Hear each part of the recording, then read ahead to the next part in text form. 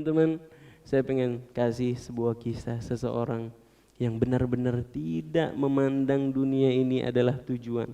Seseorang yang memandang dunia ini begitu hina. Seseorang yang hatinya terisi penuh dengan Allah Subhanahu wa taala. Seseorang yang digambarkan sebagai Zainal Abidin. Siapa beliau? Sayyidina Ali Zainal Abidin. Di pertemuan sebelumnya kita pernah ceritakan kan bagaimana Sayyidina Ali Zainal Abidin bersabar dituduh mencuri sama orang. Malah orang yang nuduh dapat duit dari Sayyidina Ali Zainal Abidin. Di dalam riwayat lain pernah Sayyidina Ali Zainal Abidin didatangi sama seseorang. Orang ini dihasut sama orang lain. Dibilang, kamu saya kasih challenge. Kalau kamu bisa bikin orang itu marah, saya kasih kamu duit. Kamu punya utang banyak kan? Nih, saya kasih duit. Syaratnya kamu bikin orang itu marah. Siapa orang itu yang ditunjuk? Sayyidina Ali Zainal Abidin. Wah, di challenge. Datang orang ini. Orang ini orang Baduy, orang nggak tahu. Datang dia ke Sayyidina Ali Zainal Abidin, seketika dihina-hina Sayyidina Ali Zainal Abidin. Pada saat itu Sayyidina Ali Zainal Abidin bersama para muridnya. Wah, hei kamu bukan Zainal Abidin. Zainal Abidin itu artinya perhiasan orang-orang yang beribadah. Kamu adalah Su'ul Abidin. Kamu adalah seburuk-buruknya orang yang beribadah. Wah, dibilang begitu. Kamu adalah ini itu. Dihina, dicaci maki Sayyidina Ali Zainal Abidin sama orang ini. Murid-muridnya yang bersama Sayyidina Ali Zainal Abidin udah marah dan ingin membalas orang yang menghina ini. Namun ditahan oleh Sayyidina Ali Zainal Abidin. Dan apa yang diucapkan oleh Sayyidina Ali Zainal Abidin? Wahai Tuan,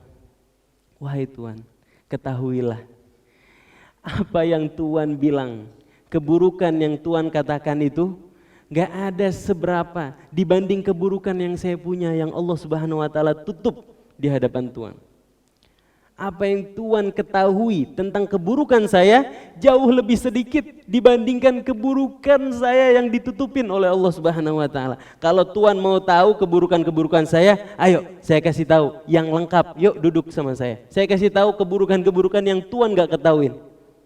Wah. Kemudian apa? Orang yang menghina Sayyidina Ali Zainal Abidin ini kemudian terdiam. Seketika Sayyidina Ali Zainal Abidin merogoh kocek, memberikan uang kepada orang yang menghina Sayyidina Ali Zainal Abidin. Dikasih duit, makasih ya, udah ingetin saya terhadap keburukan saya. Ini 1000 dirham buat kamu. Masya Allah. Orang yang dikasih uang ini seketika kaget dan bilang, ya Allah, benar adanya bahwa engkau adalah keturunannya baginda Nabi Muhammad Sallallahu alaihi wasallam. Ya, Sayyidina Ali Zainal Abidin itu keturunannya baginda Nabi Muhammad Sallallahu alaihi wasallam. Jangankan sekarang, pada saat itu ada aja orang yang hasut, yang benci sama keturunan baginda Nabi Muhammad Sallallahu alaihi wasallam. Mudah-mudahan kita tidak termasuk di dalamnya. Masya Allah. Sayyidina Ali Zainal Abidin bin Husain bin Ali bin Abi Thalib, sibtu Rasulullah Sallallahu alaihi wasallam. Masya Allah, teman-teman, lihatlah bagaimana Sayyidina Ali Zainal Abidin memandang hina dunia yang ada di tangannya. Dia punya 1000 dirham, dia kasih orang yang menghina dia. Ya Allah, bagaimana dia gak peduli sama pujian orang lain, gak peduli sama omongan orang lain. Orang yang menghina dia malah diapresiasi, bilang makasih. Kenapa? Karena udah ngingetin dia terhadap keburukan yang dia punya. Masya Allah, alangkah mulianya cucunya baginda Nabi Muhammad Sallallahu alaihi wasallam.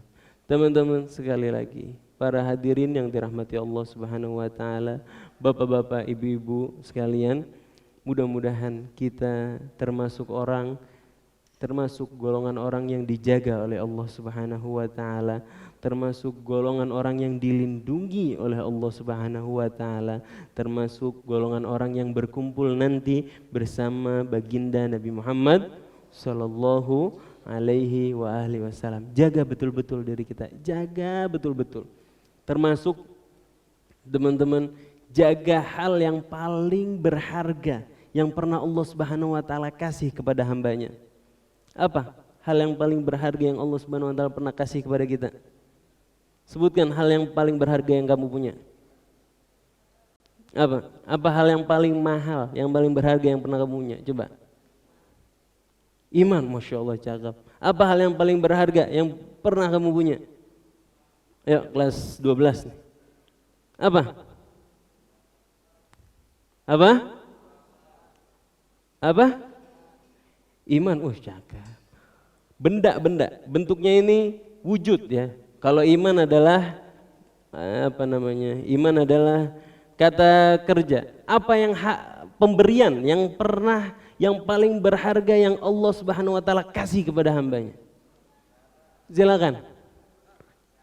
Al-Quran, Masya Allah, hampir benar. Kamu? Kesehatan? Dikit lagi. Ayo yang lain.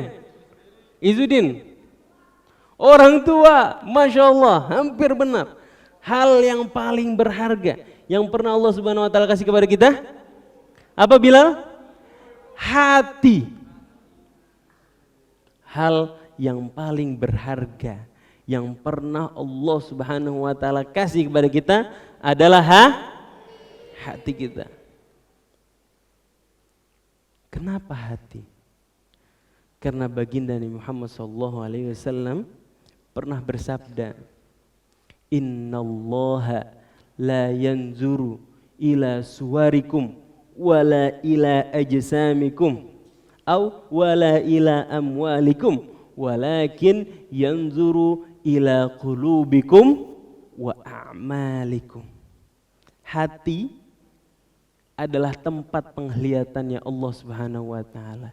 Dalam sabdanya au fi ma'na, baginda Nabi Muhammad SAW bersabda tadi, sesungguhnya Allah tidak melihat bagaimana bentuk tubuh kamu atau bagaimana penggambaran kamu, bagaimana pakaian kamu, bagaimana rambut kamu, apa topi yang kamu pakai, apa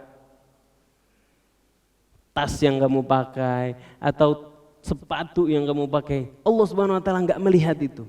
Yang Allah Subhanahu wa taala lihat adalah qulubukum wa a'malikum. Yang Allah lihat adalah hati kita dan amal perbuatan kita.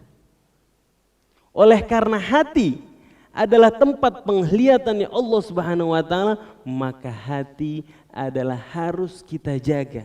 Jika hati itu bersih, jika hati itu baik, jika hati itu indah, maka indah kita di pandangannya Allah Subhanahu wa taala. Jika hati itu buruk, jika hati itu busuk, maka busuklah kita di pandangannya Allah Subhanahu wa taala. Jaga betul-betul hati kita agar senantiasa indah dipandang oleh Allah Subhanahu wa taala. Hati pula yang akan mengontrol gerak tubuh kita.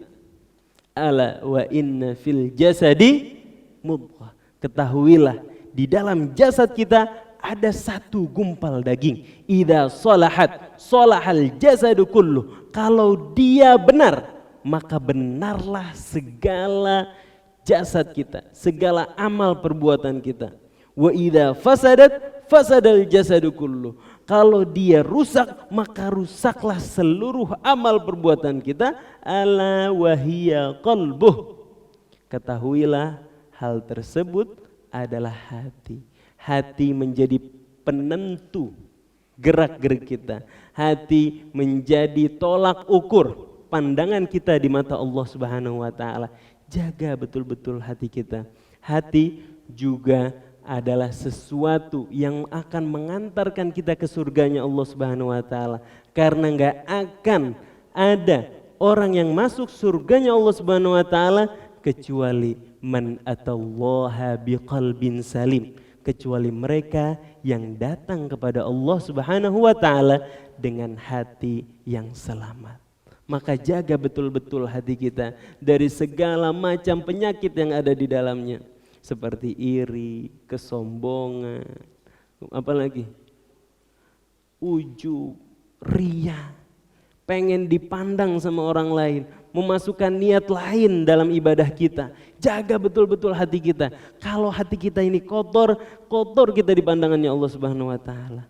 Kalau hati kita ini rusak, gak pantas kita masuk surganya Allah Subhanahu wa taala. Perbaiki hati kita. Jangan biarkan ia condong kepada segala sesuatu selain Allah Subhanahu wa taala. Gak bakal berkumpul di hatinya seorang mukmin Allah dan dunia. Begitu masuk dunia di dalam hati, keluar Allah Subhanahu wa taala dari dalam hati kita. Maka dari itu jaga betul-betul hati kita agar benar-benar bersih supaya bisa diisi penuh oleh Allah Subhanahu wa taala, oleh cahayanya Allah Subhanahu wa taala, oleh hidayahnya Allah Subhanahu wa taala, oleh petunjuknya Allah Subhanahu wa taala. Sekali lagi, ihfazillaha yahfazka. Jaga Allah Subhanahu wa taala, maka Allah Subhanahu wa taala akan menjaga kita. Wallahu a'lam bishawab. Mari karena sudah azan kita tutup dengan baca doa kafaratul majlis. Subhanakallahumma wa bihamdika asyhadu an la ilaha illa anta astaghfiruka wa atubu ilaik. Assalamualaikum warahmatullahi wabarakatuh. Bismillah.